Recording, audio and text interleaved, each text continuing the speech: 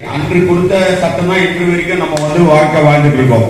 அதுக்கு காரணம் நம்ம இந்த சட்டம் லண்டன்ல போயிட்டு நேரடி போய் லண்டன்ல போய் இந்த சட்டத்தை ஏற்ற சொல்லி கேட்டாரு. அப்போ உங்க இடத்துல போங்க, அங்க அம்பேத்கர் ஒருத்தர் பீமாராவ்ன்ற ஒருத்தர் இருக்காரு, அவரை போகணும்னு சொன்ன ஒரு வரலாறே இருக்கு.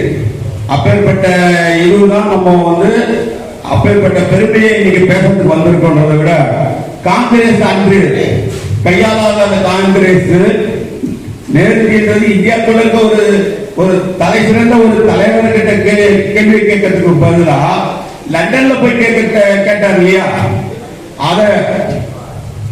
அதோடைய கருத்தரங்கத்துக்கு தான் அண்ணன் டால்பியன் ஸ்ரீதர் அண்ணனும் பி.கே. ஜெயக்குமார் அண்ணனும் நமது மாவட்ட தலைவர் பி.என். பாலாஜி அவர்களும் அம்பேத்கர் பத்தி மோடிஜி இவ்வளவு விஷயம் நல்லது பண்றாரு. நான் ஒரு சில விஷயம் மோடிஜியை பத்தி அவருடைய வாழ்க்கையில இந்த 10 வருஷத்துக்கு மேல 20 வருஷத்துல அவர் அம்பேத்கர் குறித்து சொன்னதெல்லாம் ரீகால் பண்ணி எனக்கு நானே பார்க்கும் பொழுது, இந்தியாவிலே ஒரே ஒரு அரசியல் இயக்கம் அண்ணல் அம்பேத்கருடைய பெருமையும் புகழையும் உயர்த்தி பிடிக்கிறது என்று சொன்னால் அது பாரதிய ஜனதா கட்சி. காங்கிரஸ் பண்ண துரோகத்தை பற்றி சொன்னார். எனக்கு யாருக்கெல்லாம் ஞாபகம் இருக்குன்னு தெரியல.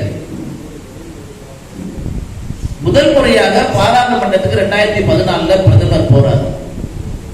முதல் நாள் உள்ள போறாரு பதவி பிரமாணம் எடுத்துக்கிறதுக்கு.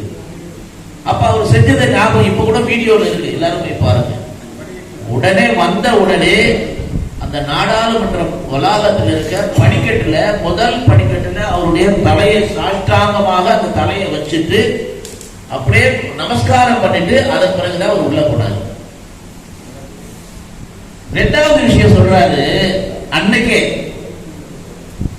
ஒரு பிற்படுத்த சமுதாயத்தில் பிறந்து அரசியல் பின்புலம் இல்லாம எந்த விதமான பொருளாதார வசதி எல்லாம் இல்லாத ஒரு நரேந்திர தாமோதர தாஸ் என்ற ஒரு சாதாரண ஒரு வீட்டு பையன், ஒரு தேநீர் வியாபாரி கடை வச்சிருந்தவருடைய மகன் இன்றைக்கு இந்த 130 கோடி மக்கள் இருக்கிற ஒரு மிகப்பெரிய ஜனநாயக நாட்டினுடைய பிரதமராக கூட வர முடியுது என்று சொன்னால் அது அண்ணல் அம்பேத்கர் அவர் கொடுத்த அரசியல்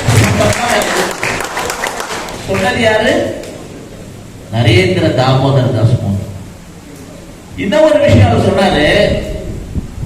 பத்திரிகை நிருபர் கேட்டாங்க, நீங்க ஹிந்துவாச்சே, உங்களுடைய ஆட்சி பகவத்கீதையை மையமாக வச்சு இருக்குமா அப்படின்னு கேட்டாங்க.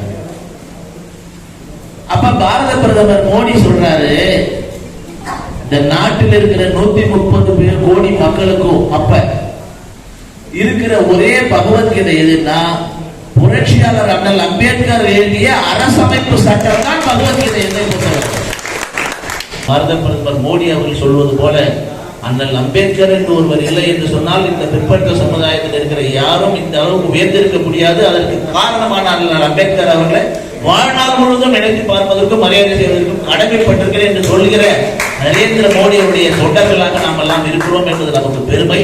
இப்படி ஒரு நிகழ்ச்சி நடத்துவதற்கு பாரதிய ஜனதா கட்சி எடுத்த முடிவை உண்மையிலே வரவேற்கத்தக்க முடிவு. இந்த நிகழ்ச்சியில கலந்து கொண்டு உங்களை எல்லாம் சந்திச்சதற்கு ஏற்பாடு செய்து கொடுத்த பாலாஜிக்கு மீண்டும் ஒரு முறையில நன்றியை தெரிவித்துக் கொண்டு, ரொம்ப பொறுமையா இதெல்லாம் கேட்டதுக்காக உங்களுக்கு கூட எனது மனமார்ந்த நன்றியை தெரிவித்துக் கொண்டு விடைகிறேன். நன்றி, வணக்கம். பாலாஜி.